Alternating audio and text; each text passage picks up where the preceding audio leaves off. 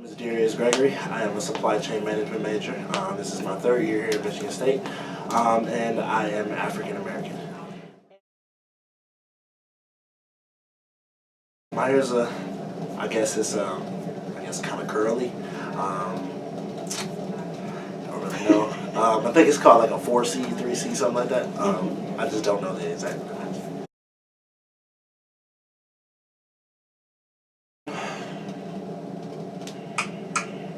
That is a very good question. I think January-ish.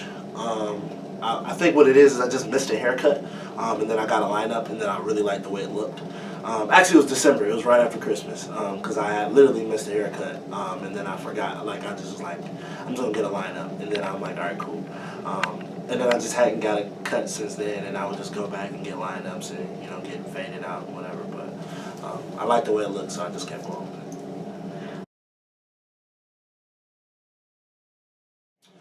So this is kind of new for me. So I've literally always had my hair cut my entire life. So I've always had like the waves. I would throw on a do-rag.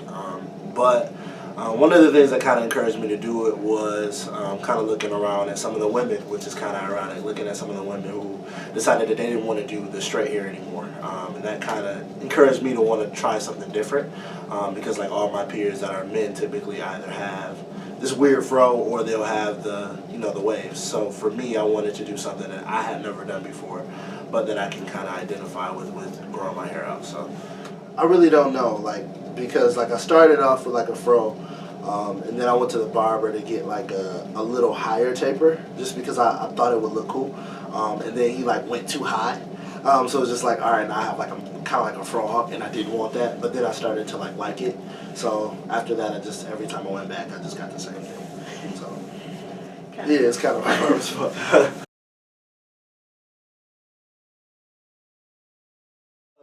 Yeah, I think the divide comes in with I think beauty in a sense. With beauty, I'm starting to see, like one of the things that we talked about last semester during my AAAS class was like women in specific, and they're like kind of like the ways in which they identify with the community around them. So other black women and how they identify whatever beauty is for them, and typically that's like your straight hair, like your weave, and then people would wear like a multiplicity of weave, a long amount of weave, and I think that's where a lot of people is like either it's like really pretty or you're like very basic or whatever the case may be. But typically women who wear natural hair, they have like that kind of, I don't know, that plague of wearing natural hair, if that makes sense. It's kind of different because people aren't used to me like wearing this type of hair, so they think of. I've been getting like a lot of compliments. Some people tell me it doesn't look good. I don't really be caring because I like the way it looks. So I really like when I get my lineup, and then I make sure like I wash my hair and get the shea butter and all that good stuff. But for me, it makes me feel good about myself, because I'm not used to doing it, so it's kind of different for me. And then on top of that, like it's always good to have something new that kind of re-identifies you, or kind of like re-identifies you.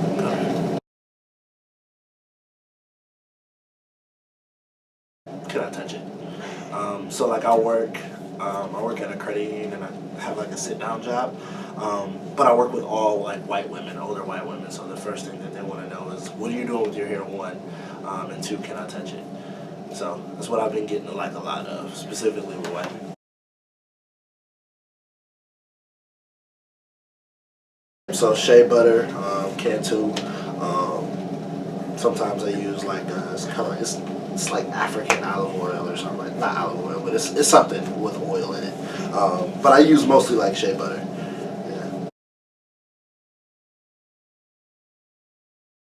Yeah. In a beauty supply, they're always available, but you can't get them from like a Meijer or a Target typically, just because they best service us in beauty supplies for whatever reason. Oh my God.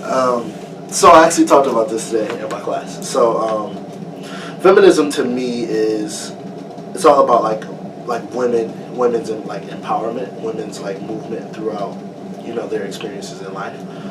So today, for instance, we talked about kind of the differences between like black feminists and regular feminists, and how do they intersect, or how do they, kind of differ. And one of the things like that I brought up was like typically like the white women back, in history, they kind of voted, or not voted, but they empowered themselves based upon their specific experiences.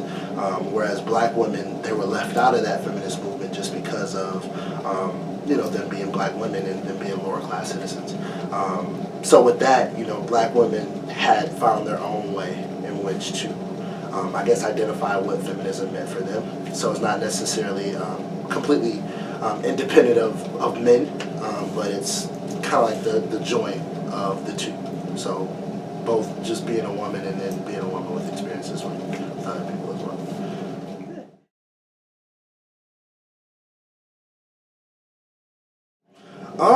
Well, I mean, now that you think about it, I've never thought about the two.